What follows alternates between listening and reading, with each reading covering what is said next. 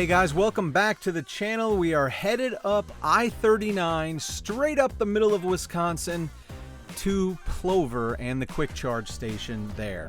So this is an important site because from Madison north on I-39 there is one stop you could make, and that is at a Chevy dealer in Coloma.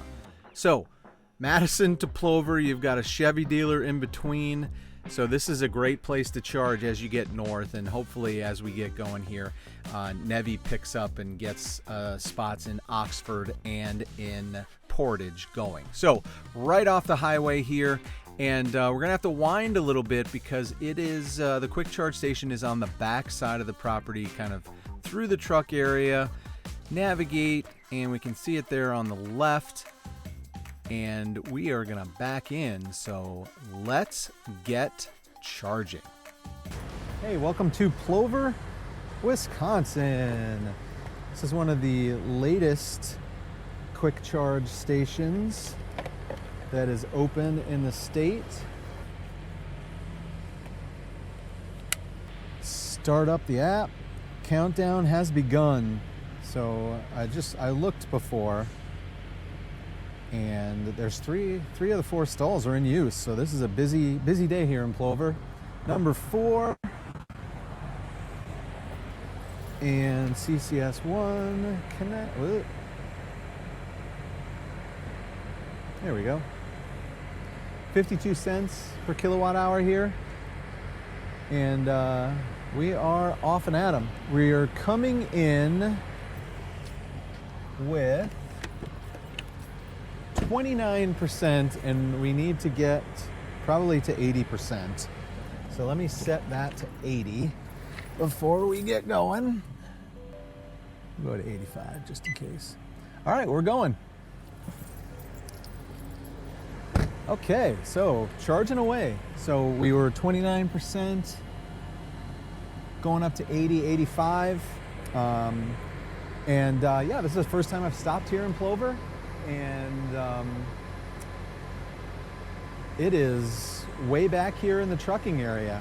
So as you saw when we drove in, it's kind of a strange way to get here. Like, you can see it right away, but it is totally separate from the gas pumps over there, and you kind of have to navigate your way through to get over here into the more diesel trucking area. So yeah, that's a different thing. Like, a lot of times it's kind of, well, Pewaukee, it's off by its lonesome, and some of the other ones it's kind of off by itself. This one certainly isn't off by itself. It's just space that they had over here to throw down some more concrete over some grassy area, but it's in the diesel area. So yeah, unique to all the stops that I've made at Kwik Trips and Kwik Charges. This makes number 10 for me at charging at Kwik Charges. So I've been to Fond du Lac, but it wasn't open yet. I have been to Hickston, but it wasn't open yet. I've been to North Branch and Forest Lake, which aren't open yet, or weren't open yet at the time. So I've been to more than 10, but this is number 10 charging. And so I got to see where I'm sitting. Adam Schwartz and I have a little back and forth going of who charges at a Kwik Charge more. So I'm not sure if this sets me over the top, you know, because he's got to go and charge the Kwik Charge mobile at his own places when they're doing testing and stuff like that. So I will keep you up to date on that. But I think he said we were tied or neck and neck.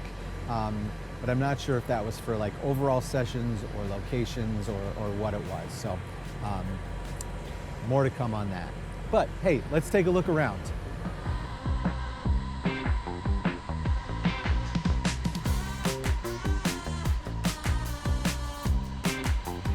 I think I would have been surprised if it was anything but a 750 kVA transformer, but there you go. Standard Kwik Charge setup.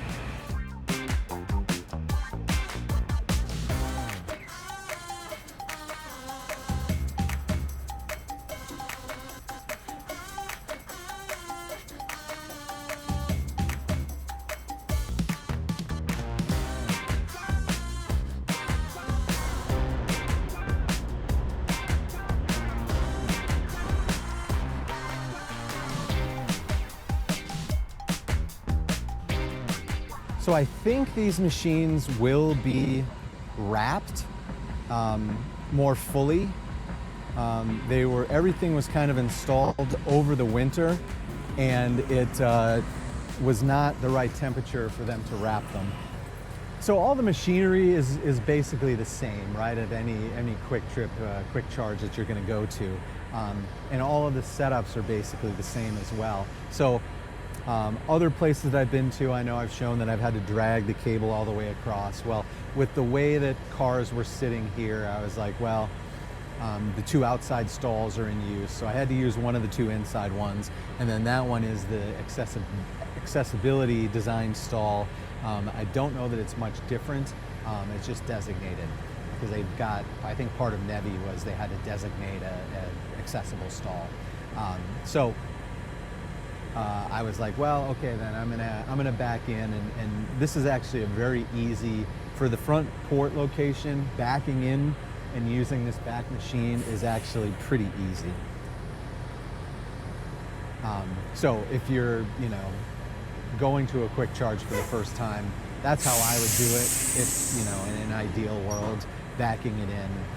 And there's plenty of space around here to kind of navigate. Well, let's go over our categories. So expected speed, I haven't even looked. 42%, we're pulling 126. I didn't even look when we started. So I'm gonna go thumbs up, with 3 cars here, and I'm pulling 150. Each of these should be able to pull 150. So that's good. Nano cable, this was actually one of the easier times I've plugged in. So as I backed in, there is a post and a garbage can there. And so I was kind of like, I want to get back as far as I could. No curb back there, it just goes into the sandy soil. It was easy to kind of come back and plug that, or you'd be able to reach the cable up here and plug in. So thumbs up for that nano cable. We are kind of off in the hinterlands here of the site, being over here with the truck stop area. But, you've got the amenities of a very large Kwik Trip to help you out here. Maybe a little further of a walk from the charging spots to the Kwik Trip for a bathroom break or a drink or whatever, but still easy peasy. And minimal hassle. The app is where it's at for me, and that was totally easy. I knew as I was approaching, I'm like, holy cow, there's 2 that are actually in use right now. So I knew kind of what I was looking forward to and what to expect when I got here, which was, half of the stalls were full. So I really kind of needed to charge here. I guess I could have gone up to Schofield and Electrify America, but I wanted to charge here. So 2 open when I got here, and that was good, but also knowing that on the road was kind of cool too. So thumbs up for minimal hassle as well. Wrap that whole story into 1 thumbs up. Yeah, so we're here for a while longer. We are at 48%. We're going to about 80. So the towing and charging while you're towing ability kind of sets here, right? You pull up alongside here, and let's see how far out these cables will go.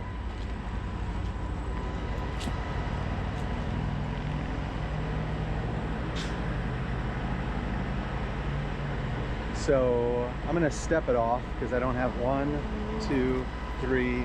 So we're about 3 big steps, almost 10 feet in front of these machines where you could pull up and plug in. 60% and still pulling 105, so we are looking good. Let's see if I can see what the battery is up at 109, but it certainly hasn't spiked up to the 116s where I've had issues with kind of the throttling. So I preconditioned, but it was only probably 15 minutes worth, so I don't, I'm not sure. It looked like the battery temperature came down 1 or 2 degrees maybe. It was like 89, 90, and as I was messing around in there, it looked like it was in the 88 range. So kind of brought things down a little bit, and now as we're filling it up, the temperature is certainly going up. Well, we're closing in on 80%. Still pulling 89, 90 kilowatts. So it's, yeah, like I said, we're going to 80, 85%. It's 80 degrees out. I've already melted two cameras tonight as I was trying to charge them and keep them going while recording. Never a good idea on a GoPro, as it, especially when the temperature goes up, because those things have such a fine.